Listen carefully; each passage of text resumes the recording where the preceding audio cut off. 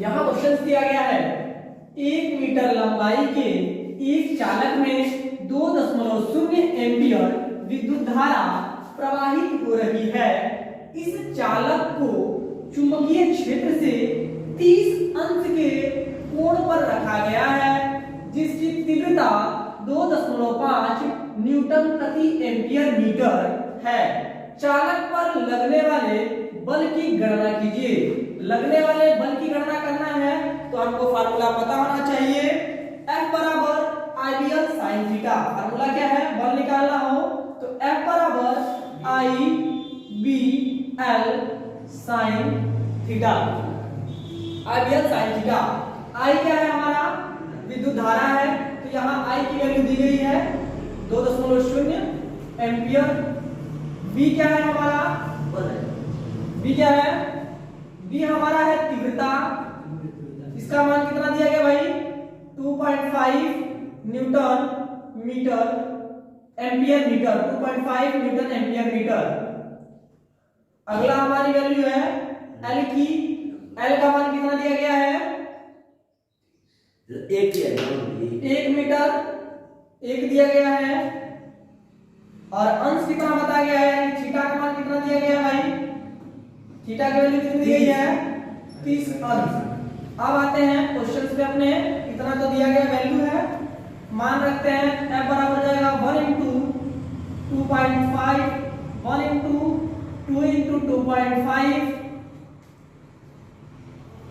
into sin theta के जगह पे 30 अंश। तो 1 into 2 into 2.5 sin 30 अंश का मान होता है 1/2। यह 2 से 2 कैंसिल हो गया, बचा कितना? 2.5 यानी कि 2.5 न्यूटन का बल आरोपित होता है। अगला क्वेश्चन है हमारा, एक लंबे सीधे तार में 3.0 एम्पियर की विद्युत धारा प्रवाहित हो रही है। तार से 50 सेंटीमीटर दूर स्थित बिंदु पर उत्पन्न चुंबकीय क्षेत्र की तीव्रता ज्ञात कीजिए। चुंबकीय क्षेत्र की तीव्रता ज्ञात करना है और चुंबकीय क्षेत्र की तीव्रता का फार्मूला क्या होता है?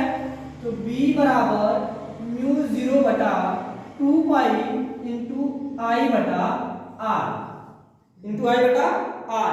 अब यहां देखते हैं I की वैल्यू कितनी है? I का मान दिया गया है 3.0 एम्पियर। R का मान दिया गया है 50 सेंटीमीटर।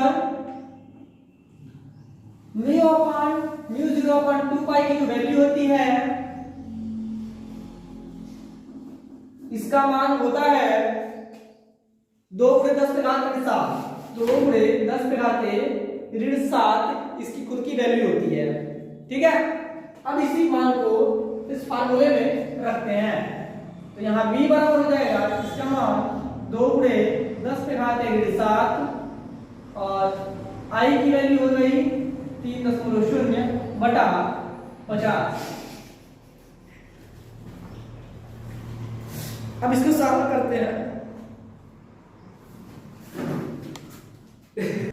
यहां हमने वैल्यू रख दिया, लेकिन यहां देखिए यहां 50 हमने रखा है इस सेंटीमीटर में, इसमें है सेंटीमीटर में, लेकिन यह जो मान होता है हमारा यह एक ही पैमाने में होना चाहिए। तो यहाँ सेंटीमीटर में नहीं, इसको मीटर में चेंज करेंगे तो 50 सेंटीमीटर को हम लिख सकते हैं 0.5 मीटर, यानी कि इस 50 की जगह पे हम लिखेंगे 0.5।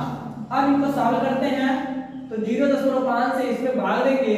ये देखो दशमलव बराबर पे एक अंक पे यहाँ एक अंक पे यहाँ है, तो यह एक एक अंक पे है तो दशमलव हमारा कट जाएगा। तो हमारी जो वैल्यू बची 2 × 10⁻⁷ ×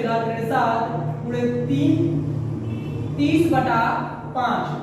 5 से यह 6 बार में कट जाएगा, 5 कम में 5, 5 के 30। अब जो हमारी वैल्यू निकल के आई वो हो जाएगी 6 दूनी 12 × 10⁻⁷। इतना हमारी B की वैल्यू निकल के आई है। B का जो मात्रक होता है न्यूटन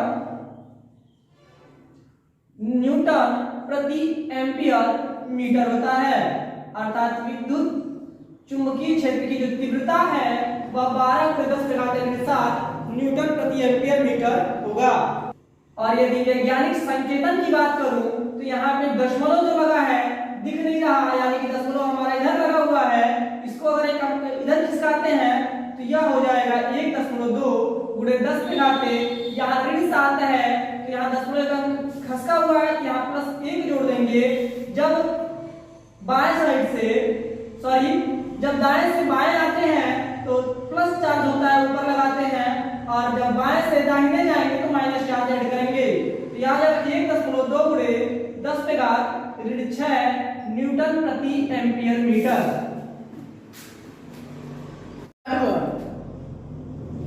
हमारा क्वेश्चन है एक प्रोटॉन 2500 न्यूटन प्रति एम्पियर मीटर तीव्रता वाले चुंबकीय क्षेत्र में 4.0 गुणे 10 पे घात 5 मीटर प्रति सेकंड के वेग से गति कर रहा है। प्रोटॉन पर आरोपित बल की गणना कीजिए। प्रोटॉन पर आरोपित बल की गणना करना है। पहले देख लेते हैं कि हमारी कौन कौन सी वैल्यू दी गई है। तो 2500 न्यूटन प्रति एम्पियर मीटर तीव्रता, यानी कि वैद्युत क्षेत्र की तीव्रता दी गई, यानी कि B बराबर 2500 न्यूटन प्रति एम्पियर मीटर वैल्यू हमारी दे दी गई है। अब आए 4.0 गुणे 10 पे घाते 5 मीटर प्रति सेकंड के वेग से, यानी कि V की वैल्यू दी गई 4.0 गुणे 10 पे घाते 5 मीटर प्रति सेकंड, ये वेग दिया गया है। अब पूछा जा रहा है प्रोटॉन पर आरोपित बल की गणना कीजिए। F की वैल्यू पूछी जा रही है। हम जानते हैं कि Q बराबर जो आवेश होता है वह 1.6 गुणे 10 पे घाते 19 कूलम आवेश होता है। अब हम सूत्र के साथ इस वैल्यू को रखते हैं तो हमारा जो फार्मूला है F बराबर हो जाएगा QVB।